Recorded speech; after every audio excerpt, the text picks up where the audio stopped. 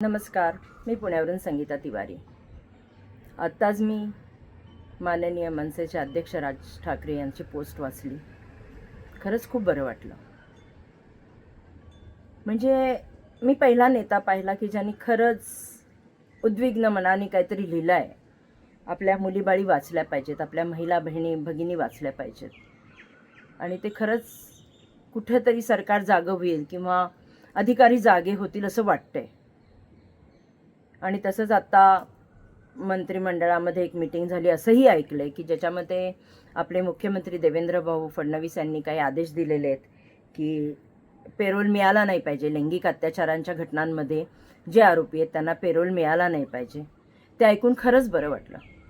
कारण का जर हा भीमराव कांबळे जी म्हणजे नरसापूरमधली जी घटना झाली आहे, त्यांनी पहिले 2 बलात्कार केलेले असताना, त्यांनी अत्याचार केलेले असताना त्याला तिथे जामीन मिळाली आणि तो पुन्हा सुटून बाहेर आला.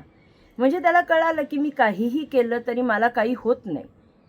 आणि त्याच्यामुळं आज आमच्या त्या चिमुरडीचा जीव गेला. आमची नात, आमची मुलगी आज कोणीही सुरक्षित नाही आहे. आणि ह्याच्यामुळे अशी काळजी वाटते की खरंच आपल्या मुली, आपल्या नाती, आपल्या बहिणी सुरक्षित आहेत का?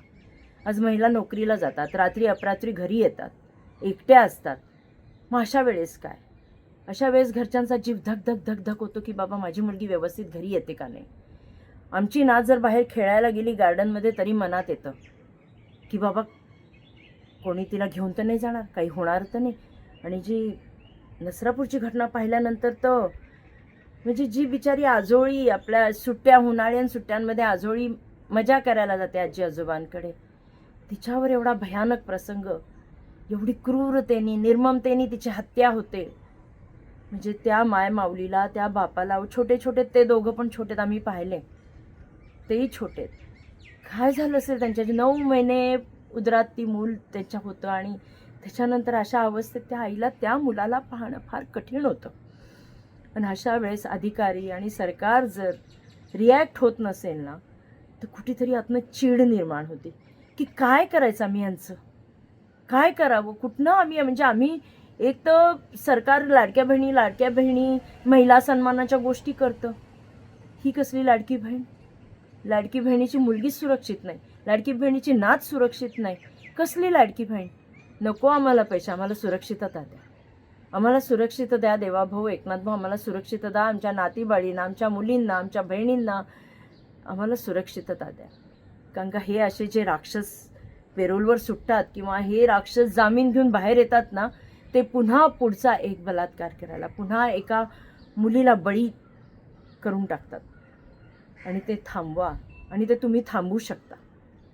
ते तुम्ही थांबवू शकता. तुमचं सरकार आहे. तुम्ही एकमेकांनी एक असा कडक कायदा करा. करा ना चौरंगा त्यांचा, द्या ना उदाहरण. हे चौरंगाचं उदाहरण दिलं ना, नाही तर चौकामध्ये फाशी द्या. तडपून तडपून मारा, दगडांनी मारून. म्हणजे मी उद्विग्न होऊन बोलत असेल, पण हे गरजेचं आहे. कारण का आमच्या नातीला, आमच्या मुलींना त्या यातना ते देतात हो. काय काय नाही करत. निर्भया प्रकरण पाहाव, काय काय नाही केलं तिच्याबरोबर. म्हणजे ह्या सगळ्या गोष्टी जर तुम्ही पाहिल्या तर अंगावर काटे येतात.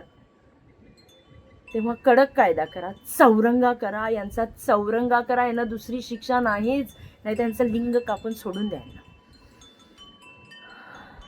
हे जेवढे लिंग पिसाट नालायक राक्षस आहेत ना, यांचं खरंच लिंग कापा, नाही त्यांचा चौरंगा करा. तेव्हा हे सुधरतील. नाही तर हे सगळं थांबणार नाही. हे थांबायला कडक कायदा पाहिजे, कडकच्या कडक शिक्षा पाहिजे. कायद्याचं एवढं भय पाहिजे की एखाद्या मुलीकडे बघण्याच्या आधी त्यांनी 10 वेळा विचार केला पाहिजे. तरच आमच्या मुलीबाळी, आमच्या नातीबाळी, आमच्या सुना या सुरक्षित राहतील. तेव्हा मुख्यमंत्री, उपमुख्यमंत्री आमच्या मुलीबाळींची, आमच्या नातींची सुरक्षा करा. कडक कायदा करा. चौरंगा. छत्रपती शिवाजी महाराजांना मानता, त्यांना नमन करताना मग छत्रपती शिवाजी महाराजांनी जसं रांझा पाटलाचा चौरंगा केला होता ना, तसा ह्यांचा हरामखोरांचा चौरंगा करा. तरच आमच्या मुली सुरक्षित राहतील. जय हिंद, जय महाराष्ट्र, जय भारत.